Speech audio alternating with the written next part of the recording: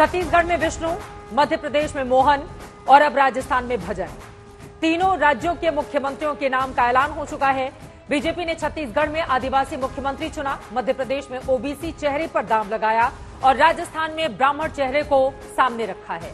जाहिर तौर पर बीजेपी ने 2024 के चुनाव को ध्यान में रखकर मुख्यमंत्रियों के नाम का चुनाव किया है।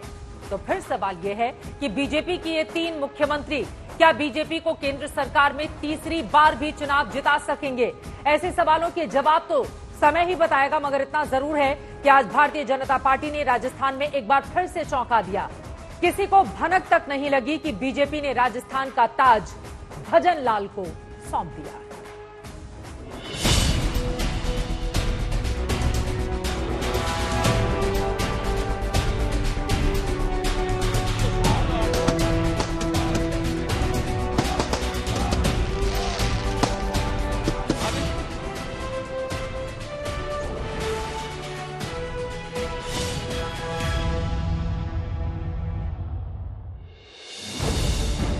सीएम के चेहरे पर तमाम अटकलों के बीच चौंकाने वाला नाम राजस्थान से भी सामने आया है, जहां पार्टी आलाकमान ने भजन लाल शर्मा को राजस्थान का नया मुख्यमंत्री बनाया है।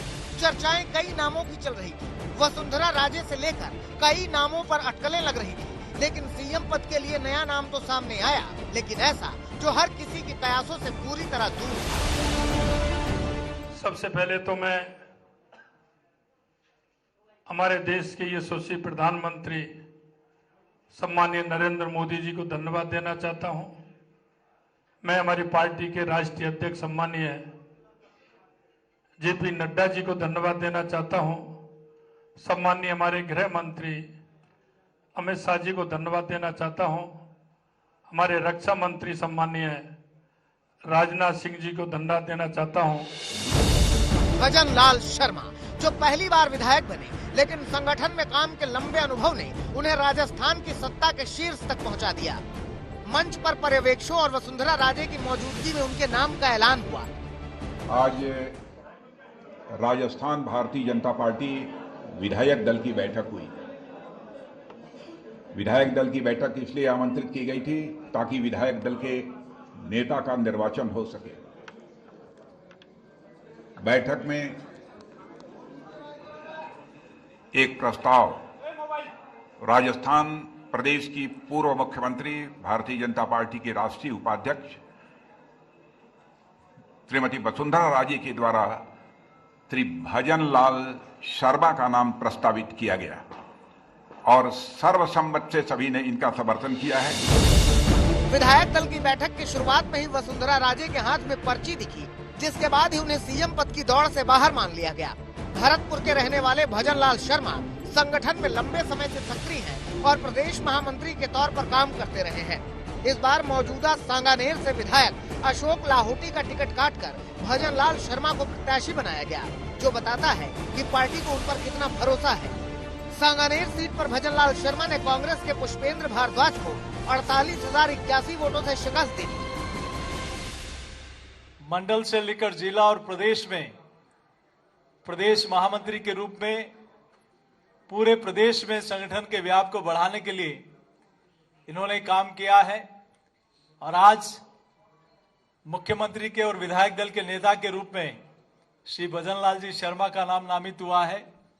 उप मुख्यमंत्री के रूप में आदरणीय दिया जी जो प्रदेश की महामंत्री के रूप में लगातार संगठन के व्याप को बढ़ाने के लिए और सांसद के रूप में बहुत सक्रियता से काम कर रही हैं।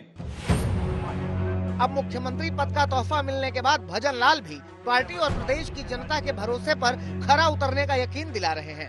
राजस्थान को विकास की राह पर आगे बढ़ाने की बात कह रहे हैं। मैं इतना विश्वास दिलाना चाहता हूं कि राजस्थान की ये जो टीम है, राजस्थान के जो सभी हमारे विधायक हैं, निश्चित रूप से जो राजस्थान की अपेक्षा है हमसे, भारतीय जनता पार्टी से, हम माननीय हमारे यशस्वी प्रधानमंत्री नरेंद्र मोदी जी के नेतृत्व में हम राजस्थान का पूरी तरह से सर्वांगीण विकास किसी भी क्षेत्र में हो, निश्चित रूप से हम पूरा करेंगे।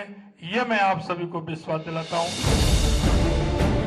मुख्यमंत्री के तौर पर भजन लाल शर्मा के चयन के पीछे एक फैक्टर ब्राह्मण चेहरा भी है। छत्तीसगढ़ में आदिवासी मध्य प्रदेश में ओबीसी चेहरे को बीजेपी पहले ही शीर्ष पर पहुंचा चुकी है। अब भजन लाल शर्मा के नाम के ऐलान के साथ बीजेपी ने एक और सियासी समीकरण को भी साथ लिया है।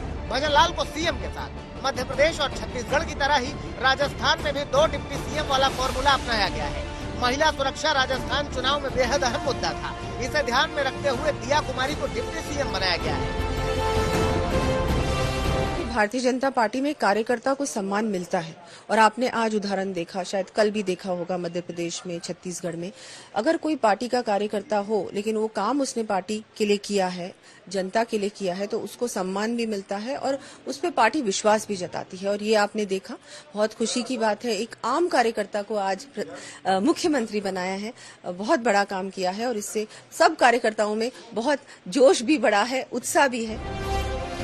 साथ ही दलित समुदाय से आने वाले प्रेमचंद बैरवा को भी डिप्टी सीएम बनाया गया है। भारतीय जनता पार्टी में कार्यकर्ताओं को सम्मान जो मिलता है, मेरे जैसा आदमी, अध्यापक का लड़का विधायक बन सकता है, दूसरी बार ये भारतीय जनता पार्टी में संभव है। मेरी दादी हॉस्पिटल में 4th क्लास थी, ये भारतीय जनता पार्टी में हो सकता है। भजन लाल जी जैसा संगठन का एक छोटा सा कार्यकर्ता आज मुख्यमंत्री, डिप्टी सीएम भी दिए गए। यस, सभी सब बढ़िया फैसले करें। भारतीय जनता पार्टी बिल्कुल जांच परख के फैसले करती है। आला कमान का और शीर्ष नेतृत्व का आभार कि भारतीय जनता पार्टी ने ऐतिहासिक फैसला किया। अब भजन लाल को बड़े सूबे की कमान सौंप दी गई है और उन्हें ये कुर्सी कई दिग्गजों को पीछे रख कर दी गई है, लिहाजा उन पर जिम्मेदारी भी बड़ी है। जयपुर से श्वेता सिंह, देवंकुर, जय किशन शर्मा और शरद कुमार के साथ आज तक ब्यूरो। ये तो तय माना जा रहा है कि तीनों राज्यों के मुख्यमंत्री के चुनाव में बीजेपी ने 2024 की रणनीति सेट की है। आदिवासी वोट बैंक और ओबीसी वोट बैंक तो ठीक है, मगर राजस्थान में बीजेपी ने ब्राह्मण चेहरा क्यों चुना, चलिए इसके बारे में आपको दे देते हैं जानकारी। देश की बात करें तो पूरे देश में तकरीबन 5% ब्राह्मण हैं। वहीं राजस्थान में करीब 8% ब्राह्मण आबादी है। 2023 विधानसभा चुनाव में बीजेपी ने 19 ब्राह्मण प्रत्याशियों को टिकट दिया था, जिनमें से 10 ने जीत हासिल की। अगर अब बीजेपी शासित राज्यों की बात कर ले तो भजन लाल दूसरा ब्राह्मण चेहरा है। इसके पहले हेमंता बिश्व शर्मा को बीजेपी ने असम का मुख्यमंत्री बनाया था। वहीं दिया कुमारी को डिप्टी सीएम की कमान दी गई है, जिनसे बातचीत की है हमारे संवाददाता शरद कुमार ने। राजस्थान के नए उप मुख्यमंत्री दिया कुमारी जी हमारे साथ हैं। दिया जी, एक जिम्मेदारी पार्टी ने दी है। राजघराने से होने के बावजूद आप दौड़ती, भागती, थाने में उलझती, एक बड़ी जिम्मेदारी आपको दी गई है। जी बिल्कुल, मैं हमारे माननीय प्रधानमंत्री जी का, हमारे माननीय राष्ट्रीय अध्यक्ष जी का, हमारे गृह मंत्री जी का, श्री राजनाथ सिंह जी का, हमारे प्रदेश के हमारे अध्यक्ष जी का और सभी प्रभारी गण का, सबका धन्यवाद दूंगी कि आपने मुझे ये जिम्मेदारी सौंपी है। और बिल्कुल पूरा प्रयास रहेगा कि मैं अपनी तरफ से सब कुछ करूंगी, काम करेंगे, अभी भी किया ही है। और बहुत मुझे लगता है कि भारतीय जनता पार्टी पे जो जिस तरह से जनता ने विश्वास जताया है और माननीय प्रधानमंत्री जी के अब दिशा निर्देश में, उनके मार्गदर्शन में हम लोग भी काम करेंगे। और बिल्कुल बहुत बहुत बड़ी जिम्मेदारी, मैं उनका बहुत बहुत धन्यवाद देती हूँ, आभार व्यक्त करती हूँ। भजन लाल शर्मा जी को एक कार्यकर्ता को बनाया गया मुख्यमंत्री, आप लोग चौंकी या कुछ चौंकने के लिए इंतजार कर रही थी या मान रही थी कि कोई कार्यकर्ता बन सकता है? देखिए, भारतीय जनता पार्टी में कार्यकर्ता को सम्मान मिलता है और आपने आज उदाहरण देखा, शायद कल भी देखा होगा मध्य प्रदेश में, छत्तीसगढ़ में। अगर कोई पार्टी का कार्यकर्ता हो लेकिन वो काम उसने पार्टी के लिए किया है, जनता के लिए किया है, तो उसको सम्मान भी मिलता है और उस पर पार्टी विश्वास भी जताती है। और ये आपने देखा, बहुत खुशी की बात है, एक आम कार्यकर्ता को आज मुख्यमंत्री बनाया है। बहुत बड़ा काम किया है और इससे सब कार्यकर्ताओं में बहुत जोश भी बढ़ा है, उत्साह भी है। जी, क्या प्रायोरिटी रहेगी डिप्टी सीएम के तौर पर? क्योंकि आपको मैं देखा हूं कि हर जगह जहां कहीं बलात्कारी घटना हो या फिर कोई शिकायत हो महिला अत्याचार के लिए आप पहुंचती थी वहां पर, तो अब तो एक्शन का समय है। पूरी तरह से एक्शन का समय है और कोई भी ढिलाई नहीं बरती जाएगी। कहीं भी कोई इस तरह की घटना होती है तो स्ट्रिक्ट एक्शन लिया जाएगा, तुरंत एक्शन लिया जाएगा, तुरंत कार्रवाई भी होगी। और उसके बाद मुझे लगता है टाइम बाउंड तरीके से हम लोगों को मतलब काम करना चाहिए, अधिकारियों को काम करना चाहिए। और उसके बाद अगर कोई दोषी है तो उसको सजा भी मिलनी चाहिए, कड़ी सजा मिलनी चाहिए। क्योंकि जब तक वो मैसेज नहीं जाएगा ना, तब तक इस तरह की चीजें रुकेंगी नहीं। ऐसी वारदातें क्यों होती हैं? क्योंकि लोगों में डर नहीं है।